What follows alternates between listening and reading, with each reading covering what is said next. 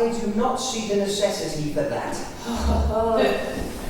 If you knew what it is to love for years and years without hope, to wait forever for something that will never come, I shall not marry for love, but marriage will at least be a change and bring new cares to deaden the memories of the past. Shall we have another drink? Haven't you had enough? Fiddlesticks. Don't look at me with that expression on your face. Women drink oftener than you imagine. But most of them do it in secret. Not really as I do. They do indeed. And it is always either vodka or brandy. To your good health. You are so easy to get off, and I am sorry to see you go. And I am sorry to leave.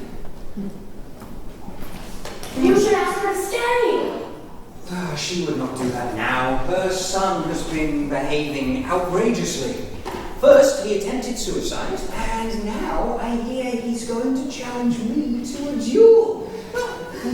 Although what his provocation for that may be, I can't imagine.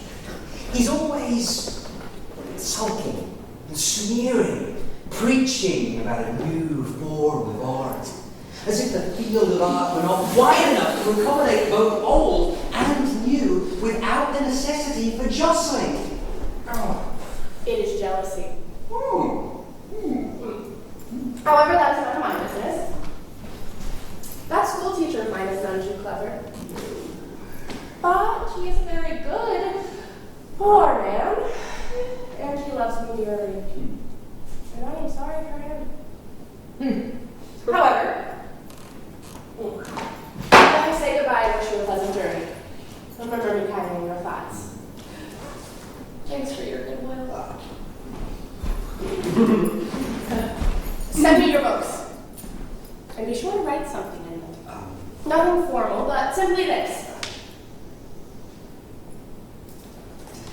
For Masha, who, forgetful of her origin, for some